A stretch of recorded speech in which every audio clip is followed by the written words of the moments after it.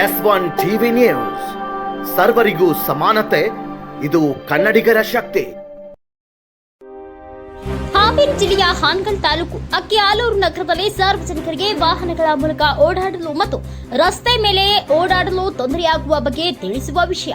ಹಾನಗಲ್ ಮತ್ತು ಹಾವೇರಿ ಮುಖ್ಯ ರಸ್ತೆ ಮಾರ್ಗವಾಗಿ ಓಡಾಡುವ ಅಕ್ಕಿಆಲೂರು ನಗರದಲ್ಲಿ ಅಕ್ಕಿಆಲೂರಿನ ಬಸ್ ಸ್ಟ್ಯಾಂಡ್ ಹತ್ತಿರ ನಡು ರಸ್ತೆಯಲ್ಲಿ ನಿಂತಿರುವ ನೀರಿನಿಂದ ಸಾರ್ವಜನಿಕರಿಗೆ ಮತ್ತು ವಾಹನಗಳಿಗೆ ಓಡಾಡಲು ತೊಂದರೆಯಾಗುತ್ತಿದೆ.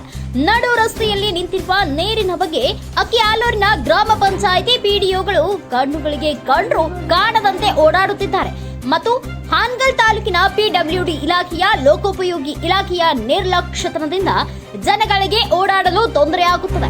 ಹಾನಗಲ್ ತಾಲೂಕಿನ ಶಾಸಕರಾದಂತಹ ಶ್ರೀಮಾನ್ಯ ಶ್ರೀನಿವಾಸ ಮಾನೆ ಅವರು ಸ್ಥಳಕ್ಕೆ ಭೇಟಿ ನೀಡಿ ಶೀಘ್ರವಾಗಿ ಈ ಸಮಸ್ಯೆಯನ್ನ ಬಗೆಹರಿಸಬೇಕು. ಇಲ್ಲವಾದಲ್ಲಿ ನಾಳೆಯ ದಿನದಂದು ಅಕ್ಕಿಆಲೂರಿನ ಸಾರ್ವಜನಿಕರು ಮುಖ್ಯ ರಸ್ತೆಯಲ್ಲಿ ಓಡಾಡುವ ವಾಹನಗಳನ್ನ ಬಂದ್ ಮಾಡಿ ಹೋರಾಟವನ್ನ ಮಾಡುತ್ತಾರೆ. ಆಲೂರು ಮುಖ್ಯ ರಸ್ತೆಯಲ್ಲಿ ಕೆರೆಯಲ್ಲಿ ನಿಂತಿರುವ ನೀರಿನಂತೆ ನಡು ರಸ್ತೆಯಲ್ಲಿ ಕಾಣುತ್ತಿದೆ. ಮಾಜಿ ಮುಖ್ಯಮಂತ್ರಿಗಳಾದಂತಹ ಶ್ರೀಮಾನ್ಯ ಬಸವರಾಜ ಬೊಮ್ಮಾಯಿ ಅವರು ಹಾಗೂ ನೂತನವಾಗಿ ಆಯ್ಕೆಯಾಗಿರುವ ಲೋಕಸಭಾ ಸಂಸದರಾದ ಬಸವರಾಜ ಬೊಮ್ಮಾಯಿ ಅವರ ಮಾವನ ಊರಿನಲ್ಲಿ ಈ ರೀತಿ ಪರಿಸ್ಥಿತಿ ಉಂಟಾದರೂ ಯಾವುದೇ ಪ್ರಯೋಜನವಾಗಿಲ್ಲ. ಜನಪ್ರತಿನಿಧಿಗಳು ಅಧಿಕಾರಿಗಳಾಗಲಿ ನೀರನ್ನ ಮುಂದೆ ಕಳಿಸಿ ಪರಿಹಾರ ಒದಗಿಸಬೇಕೆಂಬುದು ಯಾರ ತಲೆಯಲ್ಲೂ ಇಲ್ಲ. ರಸ್ತೆ ಮೇಲೆ ನಿಂತಿರುವ ನೀರುಗಳ ಮೇಲೆ ವಾಹನಗಳು ಮತ್ತು ಸಾರ್ವಜನಿಕರಿಗೆ ಓಡಾಡುತ್ತಿರುವುದನ್ನ ನೋಡಿ ಸಾರ್ವಜನಿಕರ ಜೀವನದ ಜೊತೆ ತಮಾಷೆ ಮಾಡ್ತಾ ನಗುತ್ತಲೇ ಅಧಿಕಾರಿಗಳು ಕಾರಿನಲ್ಲಿ ಹೋಗುವಾಗ ಗ್ಲಾಸ್ ಏರಿಸಿಕೊಂಡು ವಾಹನದಲ್ಲಿ ಓಡಾಡುತ್ತಾರೆ. 30ರಿಂದ 32 ಸದಸ್ಯರನ್ನ ಒಳಗೊಂಡಂತಹ ಗ್ರಾಮ ಪಂಚಾಯಿತಿ ಇದು.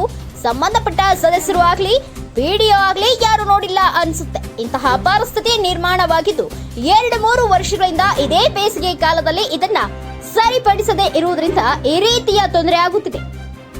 ಇದಕ್ಕೆ ಯಾರು ಪರಿಹಾರ ಒದಗಿಸುತ್ತಾರೆ? ಕರ್ನಾಟಕ ಪ್ರದೇಶ ಜನತಾದ ಜಾತ್ಯತೀತ ಹಾನಗಲ್ ವಿಧಾನಸಭಾ ಕ್ಷೇತ್ರದ ಜೆಡಿಎಸ್ ತಾಲೂಕಾ ಅಧ್ಯಕ್ಷರಾದ ರಾಮನಗೌಡ ಬಸನಗೌಡ ಪಾಟೀಲ್, ಹಾನಗಲ್ ತಾಲೂಕಾ ಜೆಡಿಎಸ್ ಅಲ್ಪಸಂಖ್ಯಾತರ ಘಟಕದ ತಾಲೂಕಾ ಅಧ್ಯಕ್ಷರಾದ ಸಲೀಂ ಸಮ್ಮನಹಳ್ಳಿ, ಹಾವೇರಿ ಜಿಲ್ಲಾ ಜೆಡಿಎಸ್ ಅಂಗವಿಕಲ ಘಟಕದ ಜಿಲ್ಲಾಧ್ಯಕ್ಷರಾದ ಗೌಸ ಮೊಯ್ದೀನ್ ಆಲದಕಟ್ಟಿ, ಜೆಡಿಎಸ್ ಜಿಲ್ಲಾ ಉಪಾಧ್ಯಕ್ಷರಾದ ಮೂಕಪ್ಪನವರ್ ಹಾಗೂ ಜೆಡಿಎಸ್ ಮುಖಂಡರಾದ ನಂದೀಶ್ವರ್ ಹಾಗೂ ಜೆಡಿಎಸ್ ಪಕ್ಷದ ಪದಾಧಿಕಾರಿಗಳು ಹಾಗೂ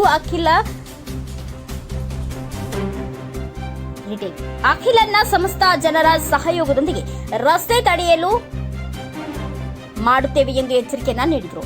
ವರದಿಗಾರ Manjunatha Sulakhe, S1 TV news Kannada, Hanagal. ತೊಂದರೆ ಕೊಡ್ಬೇಕಂತ ಉದ್ದೇಶ ಯಾರಿಗೆ ಸರ್? ತೊಂದರೆ ಕೊಡ್ಬೇಕಂತ ಯಾರು ಉದ್ದೇಶ ಐತೆ ಸರ್? ಸರ್ ಇಲ್ಲಿ ಬಿದ್ದು ಯಾರಾದ್ರೂ ಪೇಷಂಟ್ ಆದ್ರೆ ಹೆಂಗೆ ಸರ್? ದಯಮಾಡಿ ಅರ್ಥ ಮಾಡ್ಕೊಳ್ಳಿ ಸರ್. ನಮಗೆ ಯಾರು ಡಿಸ್ಟರ್ಬೆನ್ಸ್ ಸರ್. ಇದಕ್ಕೆ 4-5 ಡೇಸ್ ಇಂದ ಎಲ್ಲ ಡಿಪಾರ್ಟ್ಮೆಂಟ್ ಇನ್ಫಾರ್ಮೇಶನ್ ಕೊಟ್ಟಿವಿ ಸರ್, ಸರಿ ಮಾಡ್ರಿ ಅಂತ ಹೇಳಿ. ತಹಸೀಲ್ದಾರ್ ಮೇಡಮ್ ಮಾತಾಡಿದ್ವಿ, CPI ಮೇಡಮ್ ಮಾತಾಡಿದ್ವಿ ಸರ್, PWD ಮಾತಾಡಿದೀವಿ, ಸಂಬಂಧಪಟ್ಟ ಈ ರೋಡ್ ಇಂಜಿನಿಯರ್ ಮಾತಾಡಿದೀವಿ, ಯುವ ಸಾಹೇಬರಿಗೆ ಮಾತಾಡಿದೀವಿ, ಸಂಬಂಧಪಟ್ಟ ಇಲಾಖಾ ಅಧಿಕಾರಿಗಳು ಎಲ್ಲರಿಗೂ ಮಾತಾಡಿದ್ವಿ ಸರ್. ಸರ್ ಏನಾದ್ರು ನಮ್ಮ ಸಾರ್ವಜನಿಕರು ಆಕ್ಸಿಡೆಂಟ್ ಆಗಿ ತೀರ್ಕೊಂಡ್ರೆ ಏನ್ ಮಾಡೋದು ಸರ್? ಅವ್ರ ಜೀವ ಕೊಡೆ ಯಾರು? ಹಾಗಂದ್ರೆ ಕಾನೂನು ಕೈ ತಗೊಳ್ದಾ?